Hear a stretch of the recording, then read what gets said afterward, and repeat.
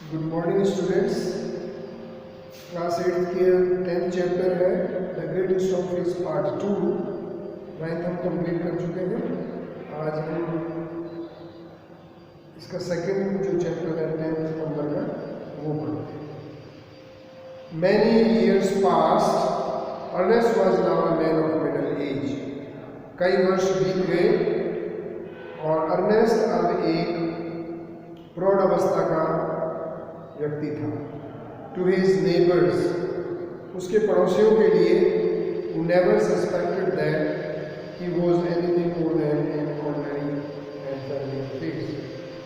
उसके पड़ोसियों के लिए उन्होंने कभी उसके ऊपर उसको एक साधारण व्यक्ति से ज़्यादा कुछ नहीं समझा और एक परिचित चेहरे के तौर पर ही उसको जाना। He was only a humble and hardworking दो थॉटफुल पर्सन। पड़ोसियों के लिए वो एक विनम्र और परिश्रमी व्यक्ति था, परंतु वो एक विचारवान व्यक्ति भी था। But what about the old prophecy? अब जिस पुरानी भविष्यवाणी के बारे में पिछले चैप्टर में भी वर्णन आया था, उसके बारे में क्या? Was it ever fulfilled? क्या इसको ये पूरी हुई थी? Let us read and find out. आइए इसे पढ़ते हैं और पता लगाते हैं। The years hurried on and brought white hairs upon the head of Ernest. वर्ष गुजरते गए, समय गुजरता गया। अर्नेस्ट के सिर पर सफेद बाल आ गए and made wrinkles across his forehead and furrows in his cheeks. उसके चेहरे पर, उसके माथे पर झुर्रियाँ पड़ गई थी और उसके गालों पर गहरी लाइनें, झुर्रियों वाली लाइनें पड़ गई थी। He was an old man. अब वो एक बूढ़ा व्यक्ति था। But not in vain had he grown old. परंतु वो व्यर्थ में ही बूढ़ा नहीं हुआ। More numerous than the white hairs on his head were the wise thoughts in his mind. जितने उसके सिर पर सफ़ेद बाल थे, उससे भी कहीं ज़्यादा उसके दिमाग में, उसके मन के अंदर बहुत सारे सुंदर विचार थे। And Ernest had ceased to be obscure. और अर्नेस्ट इसके बावजूद भी वो ज़्यादा प्रसिद्धि को प्राप्त नहीं कर पाया। नॉट वेल नोन, इसका मतलब ये है कि अर्नेस्ट की प्रसिद्धि जो है वो दूर तक फैल गई। अनसॉट फॉर, जिसके लिए उसने कभी इच्छा नहीं की थी। एंड अनडिजायर्ड, अनिच्छुक होने के बावजूद। Had come the fame which so many seek, वो प्रसिद्धि उसे प्राप्त हुई जो अक्सर लोग उसके बारे में सोचते हैं या प्राप्त करने की इच्छा है।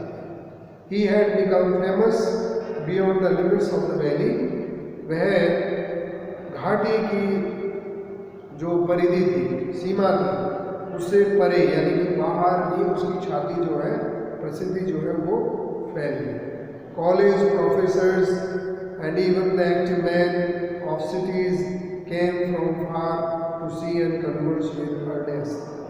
कॉलेज के प्रोफेसर और सक्रिय लोग शहरों के भी उससे मिलने के लिए आते और अर्नेस्ट से बातचीत करते। And he received with them with gentle sincerity, और वो उन्हें बहुत ही ज़्यादा सम्मान के साथ उनका स्वागत करते।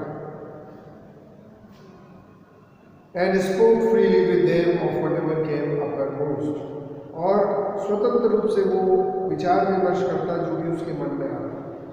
एंड ले डीपेस्ट इन हिज हार्ट और देयर ओन, और जो विचार उसके हृदय की गहराइयों में थे या उसके अपने विचार थे, उन सभी बातों पर वो मुक्त रूप से, स्वतंत्र रूप से विचार विमर्श करता। While they talked together his face would brighten, जब वो लोगों से बात कर रहा होता तो उसका चेहरा जो है वो चमकने लगता। अनअवेयर्स, इस बात से अनभिज्ञ रहते हुए।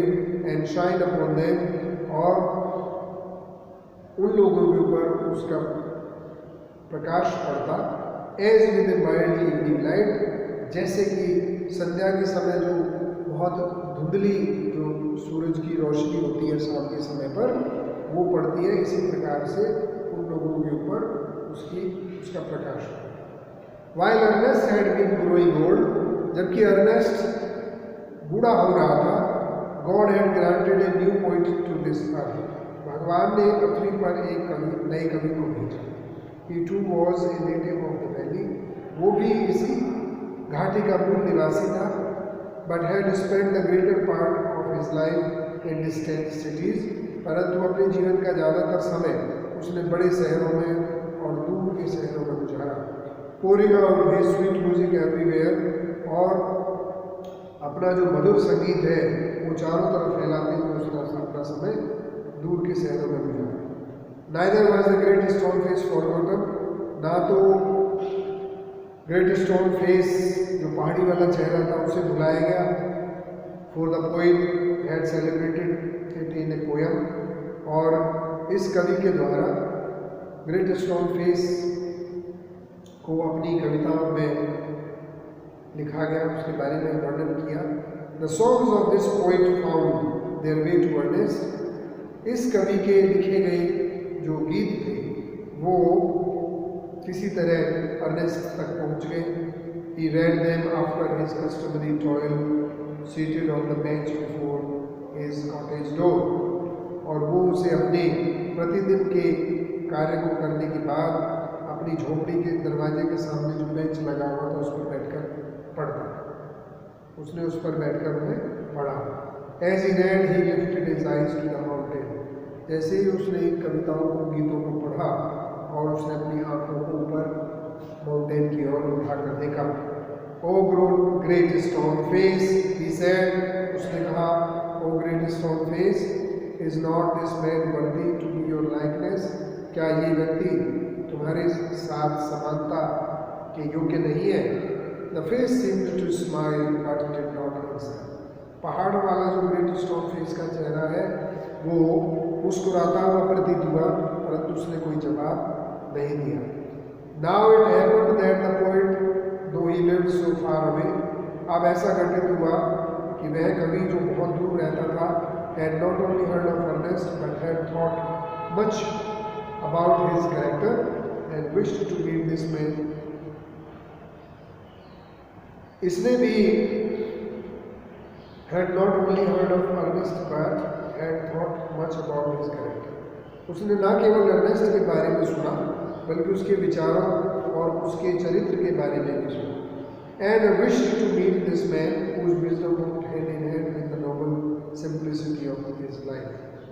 और वह ऐसे व्यक्ति से मिलना चाहता था जिसकी बुद्धिमत्ता, जिसकी विद्वता, उसके साधारण जीवन की जो साधारण सामान्यता थी उसके साथ लगातार मेल खा रही है।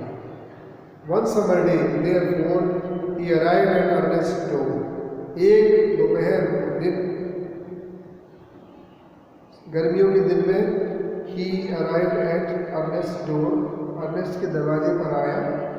Where he found the good old man holding a book in his hand, जहाँ उसने उस अत्यधिक बूढ़े व्यक्ति को एक पुस्तक अपने हाथ में पकड़े हुए देखा। Which he read and then, जो उसने पढ़ी और तब with a finger between the leaves,